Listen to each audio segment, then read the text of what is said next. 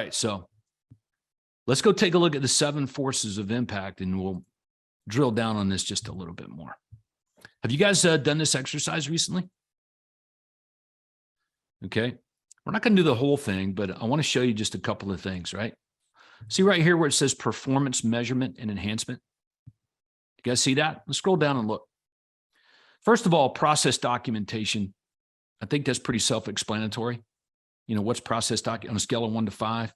5 would be you have all systems and processes fully documented. You consistently follow all of them on a daily basis. You meet monthly to discuss, update, and refresh processes.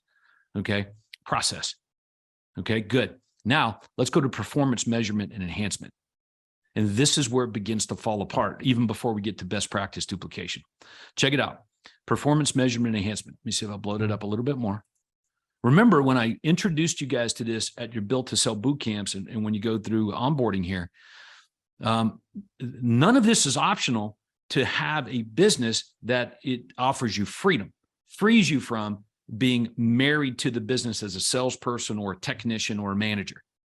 If you want to be an owner, then you have to put processes in place that are predictable. Okay. And how do you know something's predictable? Because there's a scorecard, there's a score, there's a measurement. So if you're falling below the agreed upon metric or measure, you can shift the levers to get above it. But it starts with documenting the process and the best practice to get there, right? And then performance measurement enhancement. So right here, we track all KPIs, key performance indicators, on a daily basis, meet weekly by functional role to discuss and implement incremental improvement. Okay, cool. So now we have metrics introduced into our business based around key performance indicators. So let's talk about your landing pages. So I think it was Tanner at Tracy King's office, if I'm not mistaken. We were looking at some of their, he was sharing with Nathan. I just want to make sure I get this right. He was sharing with Nathan some of the numbers of what they were spending on marketing, what they were spending on ads, like Google pay-per-click, and what the actual sales were. And in the numbers, it didn't sound good. Like the what do you call it? The ad spend was out of whack, in my opinion. So when I heard, when Nathan comes to me and he's like, yeah, I was talking to another, as soon as I looked, I was like, dude, that doesn't mean nothing. You know what that means? Spending money and they're getting less than what they most want. What do you want? What should it be? How do you get there? So I get on with Tanner and I start asking all these questions, and Tanner goes, those are all good questions. I'm like, yeah, dude, these aren't just questions. These are things you got to know. Like, what's your ad spend? Is the entire ad budget getting eaten up? All right, cool. How many clicks are you getting? Okay.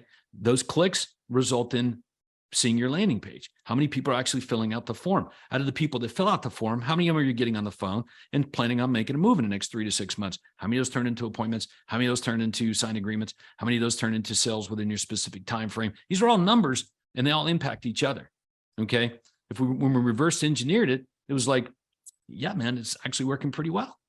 Like you're willing to spend 25 or 35% to get a customer, right? Okay, well, what's the problem here? It's working optimally the way that you want to. It's just off in this particular area. So again, shifting levers and raising levers based on all the information, which gets us to the next box, best practice duplication. Okay. It's called benchmarking. Okay. So I'm going to give you guys a piece of advice. I would write this one down and it might be harsh. All right. But it's because I love you and I don't want to see you guys struggle. It's not necessary. Most of the wounds are self-inflicted. All right. You ready? Write this down. Only take business advice from people that have achieved what you most want to achieve. So on these email threads, I'm not going to bring it up and show it to you, but on these email threads, some of you guys will do this. Hey, who has X, Y, and Z? All right. Who's doing A, B, C?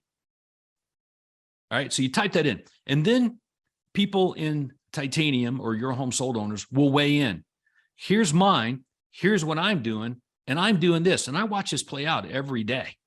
And it makes me sick because some of the stuff that someone would throw out there is actually something that you would not want to do because they haven't achieved with it what you most want to achieve with yours. All right. And it's like you're taking advice from the wrong people. All right. That's not how this thing works. So I'd be very careful about where you get your quote business advice from.